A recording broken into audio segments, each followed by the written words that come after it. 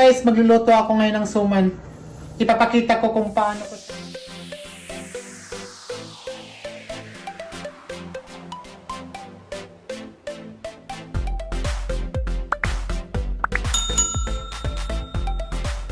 Hello guys! Welcome to my channel.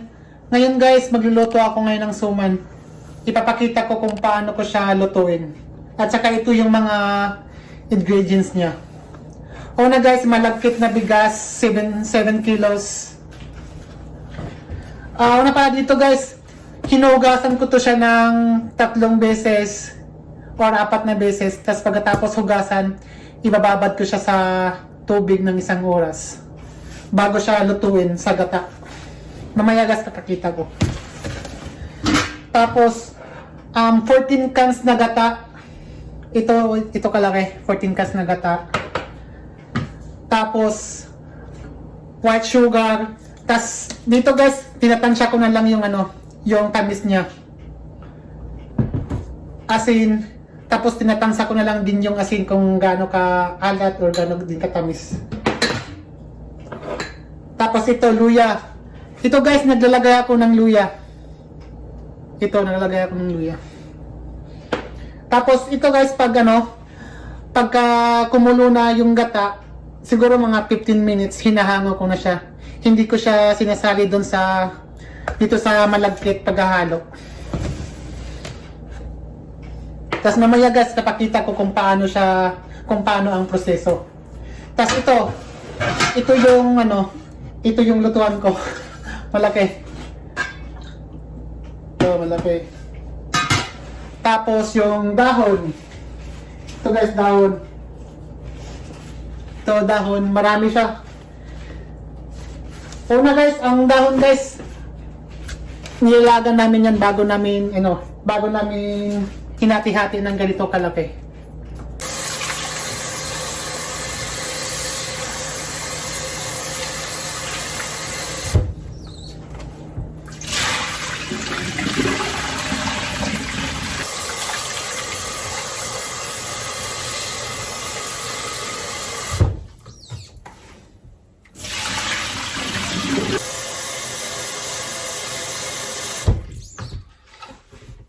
Ito guys, ibababad ko to ng 1 oras. So, bubuksan ko na yung kalan. 14 na cans guys na na gata. Tapos 7 kilos na malagkit. Tapos yung asukal, white sugar, tinatansa ko na lang siya. At saka yung asin. Tinitikman ko na lang. Tapos mamaya guys, ang pagbabalot nito, mamaya to, dalawa kami ng asawa ko. Kasi hindi ko kaya pag ako lang mag-isa. Kaya naman siya nakakamang siya, kaya lang maghahabol ako. Kasi pag tumigas na yung kanin, mahirap na yung malagkit, mahirap balutin. Madaling masira yung dahon.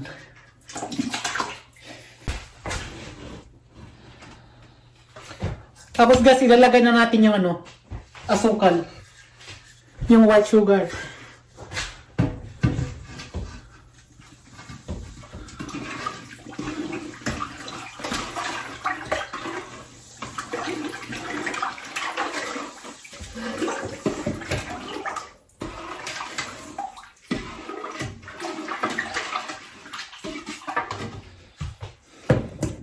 Tapos yung luya, ilagay natin yung luya.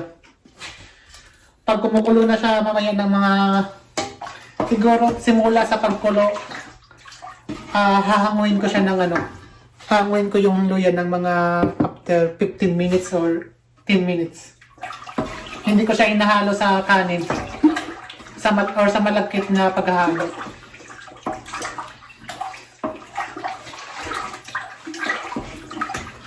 Tapos asin. Tapos ang paglagay ko sa asin, tinatansya ko lang.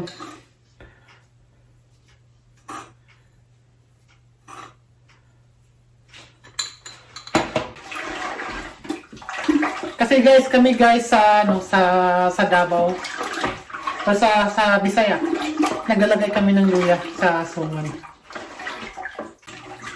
Kasi sabi nila para pang pabango daw o para hindi ka madaling maumay.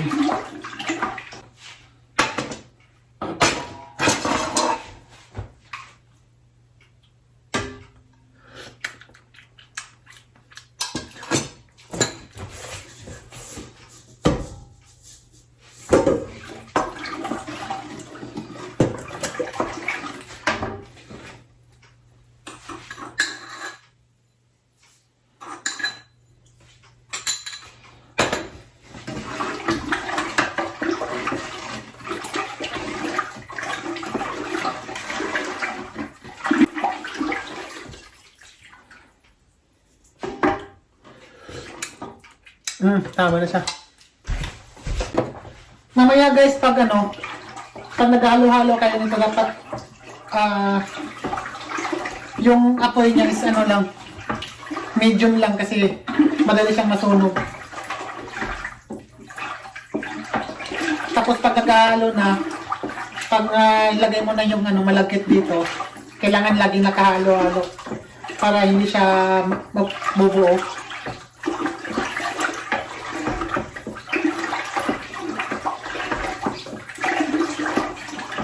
Tapos pag kumulo na to, ilalagay ko na yung malagkit, tapos haluin ko siya hanggang mawala yung gata. Yun, tapos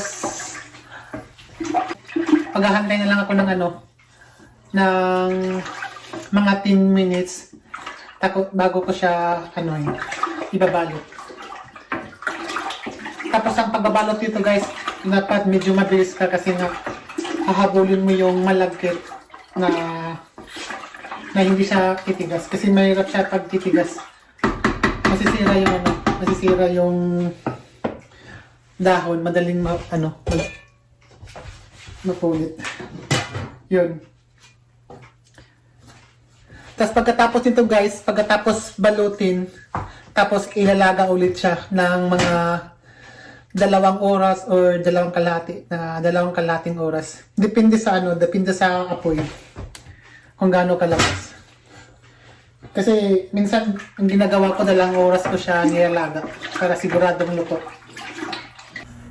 Tapos mamaya papakita ko kung paano siya balutin. Oo. Yun, dumating na yung asawa ko. Ang galing trabaho. Pero ang pagluluto ng suman guys, kanya-kanya ng estilo kung paano siya gawin, kung paano lutuin. Sa akin nilalagyan ko ng luya, sa iba naman hindi. Ngayon kumulo ng gata. Tanggalin muna yung mga luya. Hinatanggal ko ng luya, hindi ko hinahalo sa malagkit paghahalo.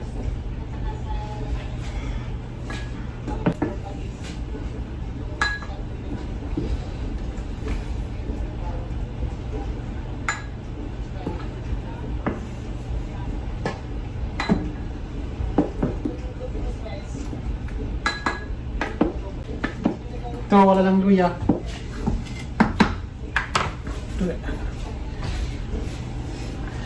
Ngayon nilalagay na natin yung malagkit. Sinasala ko siya para hindi sasali yung tubig. Kasi pag masali yung tubig, magbabago yung lasa ng timpla ng gata.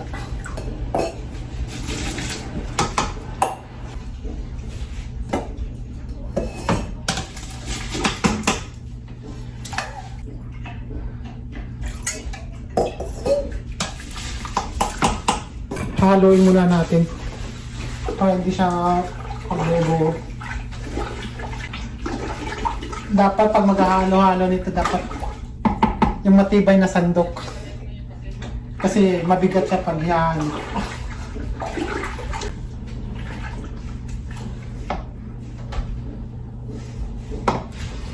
Ito na guys.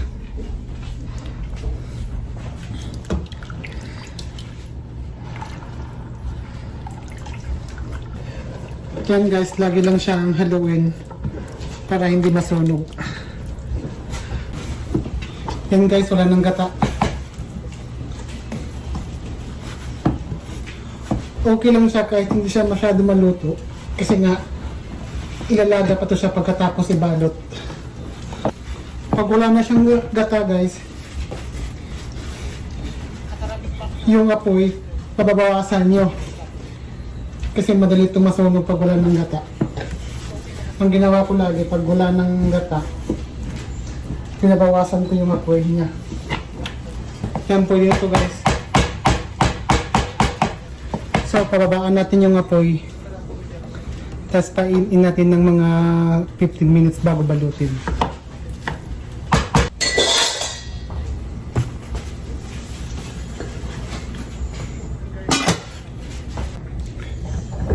Yung lamisa natin guys, nakahanda na siya. Dito tayo magbabalot na. Yan guys, magsimula na kami magbalot. Kasi pwede na siya ibalot. Pinupunasan pa niya yung ano. Ipakita ko yung ano, yung dahon na pinunasan niya. Yan. Yan, pinunasan niya. Kailangan punasan ng mabuti para malinis.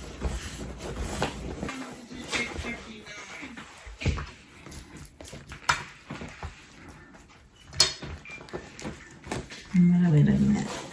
Hmm? Marami-rami na.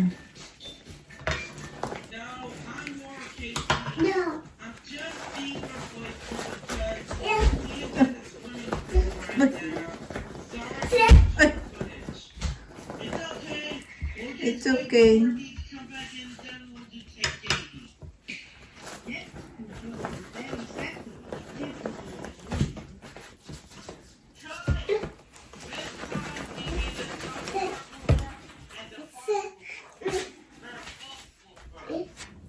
Dati hindi to marunong magbalot eh. Oo, mabagal. Dati. Hanggang sa lagi-lagi na kaming gumagawa nito. Yun, nasanay na siya. Ako talaga medyo mabilis kasi sanay ako nito. Kasi dati nung bata pa ako, ito yung ginagawa namin, tas tinitinda ko. Kaya sanay. Ang hirap kayo magpalo. Oh. Shout out para sa sa pinsan ng mama ko na si Yaya Anita. Natuto ako dahil sa kanya nito. Kasi bata pa lang ako. Partner kami noon, nagtitinda ng mga kakanin. Tapos binibigyan niya akong pera. Tapos at the same time, yung mama ko nagluluto nito. Hindi naman nagluluto nito, suman yung kasaba. Tinitinda ko. Hello guys, tapos na kami nagbalot. Magkatali na naman kami.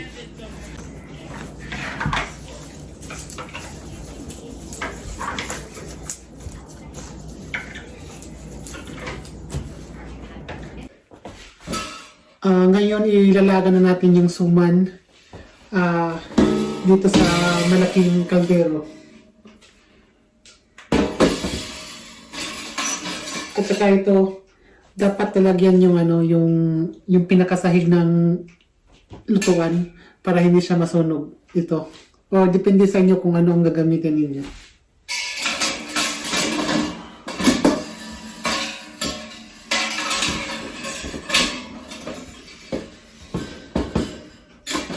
Tapos ilalagay na natin yung suman.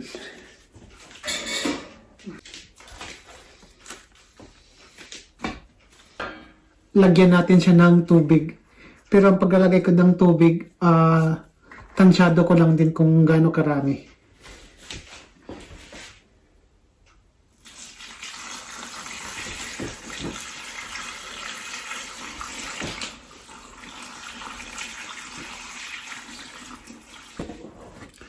Lalagyan ko ng mantika para maganda yung kinalabasan ng dahon pagkaluto.